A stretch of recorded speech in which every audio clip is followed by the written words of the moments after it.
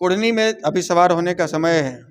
अभी नाव पर बैठी है और वो बैतरनी पार हुई है और एक अच्छा संदेश जाएगा। जिस प्रकार से आपने बोचहा में संदेश दिया, जिस प्रकार से आपने मोकामा में संदेश दिया, जिस प्रकार से आपने एमएलसी चुनाव में संदेश दिया, उसी प्रकार से अभी कुढ़नी में संदेश दीजिए। यानी बैक टू बैक आप झटका पे झटका देते रहिए, अगले को समझ में आ जाएगा। कभी भी कुछ उठा पटक होने वाला होता है तब अशोक हमको मिल जाते हैं। हम तनिक बात करना चाहेंगे कुढ़नी विधानसभा में। हम पहले बात पूछ लेते हैं, एक वीडियो देखे आपके माननीय सांसद महोदय ललन बाबू के सामने आपका ही अनुयायी मुझे लगता है कि ऐसी बात की उन्होंने जिसमें बहुत बड़ा भेद निकल के आया है।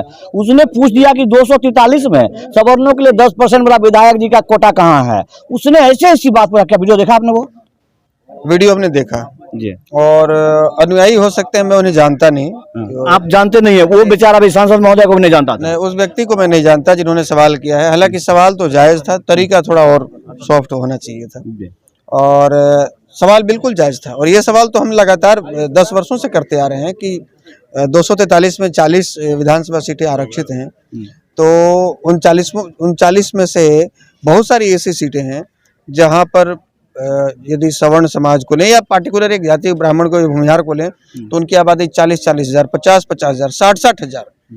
उदाहरण के रूप में आप मखदूमपुर ले सकते हैं, उदाहरण के रूप में आप राजगीर ले सकते हैं, उदाहरण के रूप में आप समस्तीपुर के कल्याणपुर ले सकते हैं। कई ऐसे विधानसभा हैं जहां पर 70-70 हज़ार, 50-50 हज़ार एक फॉरवर्ड जाति के, मतलब सवर्ण समाज के जाति के वोटर्स हैं और बावजूद इसके कई दशकों से वो क्षेत्र आरक्षित है।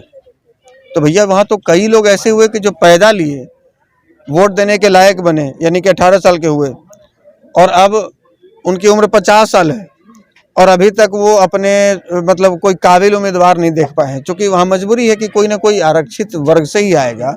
अब वो काबिल नहीं भी है तभी उसको मत देना है, काबिल नहीं भी है तो उसको वोट देना है, क्योंकि उसमें ना तो पिछड़ा समाज का कोई लड़ सकता है, ना अति पिछड़ा समाज का लड़ सकता है और ना ही सवर्ण समाज का कोई लड़ सकता है।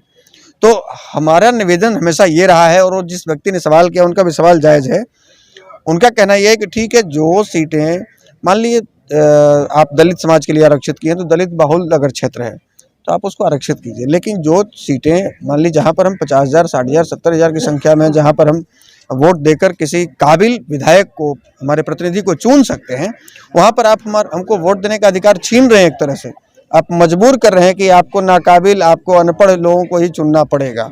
मतलब आपका कहने का मतलब है जो लोकतंत्र में आरक्षण की व्यवस्था है वो रहे, लेकिन हमारा अधिकार हमें भी मिले, उनका अधिकार उनको मिले, सबको मिले समान रूप से। हमने यही कहा था गुरुजी। यार थोड़ा सा देखिए, संजोग है कि आज इस सिमरिया धाम में आज इस अनावरण में महाराज जी आए हैं, अशोक जी को आशीर्वाद दे रहे हैं। अक्सर बड़े बड़े लोगों को आशीर्वाद देते हैं ये, और आज एक परशुराम के अनुयायी को, लोकतंत्र के सिपाही को दे रहे हैं। तो मुझे बहुत अच्छा लग रहा है। मुझे लगता है कि इनके द्वारा मिलने वाला आशीर्वाद से ये सदैव अग्रसर रहेंगे और जिस लक्ष्य पर हैं वो दूर करते रहेंगे। बात छूट गई थी कि आपने चूरा दही पर तो बात किया था, अब सुन रहे हैं यहाँ मछली भात पर बहुत बात हो रहा है। देखिए, मछली भात कहने का मतलब कि दो जातियों का मेल, दो जाति का, चावल उपजाने वाले हम लोग हैं, भात उपजाने वाले मतलब किसान। हाँ, धान उपजाते हैं, धान से चावल, चावल से भात। और मछली का व्यवसाय करने वाले और मछुआरे समाज के लोग हैं, जिनको सहनी कहिए, जिनको निषाद कहिए, जिनको मलाह कहिए। तो ये जो समीकरण जो बन रहा है अभी कुढ़नी के लिए, तो ये नारा हम लोगों ने कुढ़नी के लिए दिया था।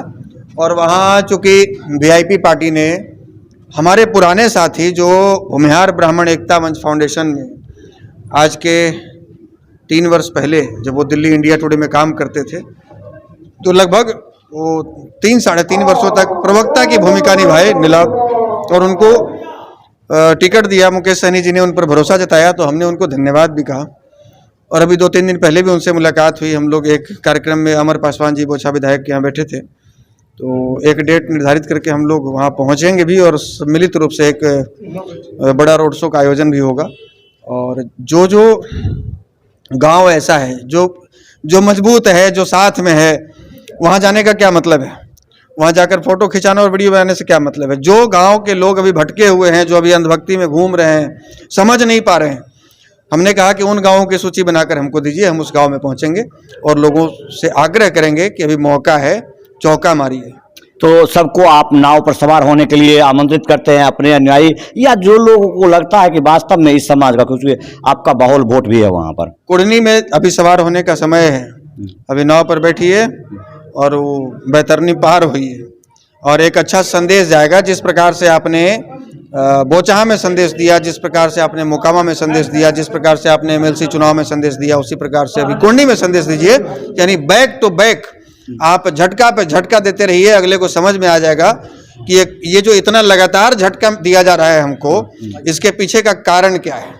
तो ये वाला एक स्लोगन बहुत लोग लिखते थे कि कुढ़ने बोचहा में बांस बला, तो वो नहीं, वो सब समान रूप से, लेकिन करेंगे जो 2024 के लिए। हाँ, 24-25 ये सब तैयारी उसी का बिल्कुल तैयारी। तो आपने इस चुनावी समर में सुन लिया कुढ़नी विधानसभा जो कि ज्वलंत मुद्दा है, और उसमें मुख्य रूप से चूरादही के बाद चावल का जो प्रावधान। आप आज कार्यक्रम में आए और इसी वीडियो में इस चीज को भी सम्मिलित करें। बहुत देखिए, आप चूंकि सम्मिलित हो ही रहे हैं, हम भगवान परशुराम जी को आज मुझे थमा रहे हैं आशुतोष भैया, परशुराम जी की तो प्रतिमा आप हमारे तरफ से, अपने पूरे टीम के तरफ से स्वीकार करें।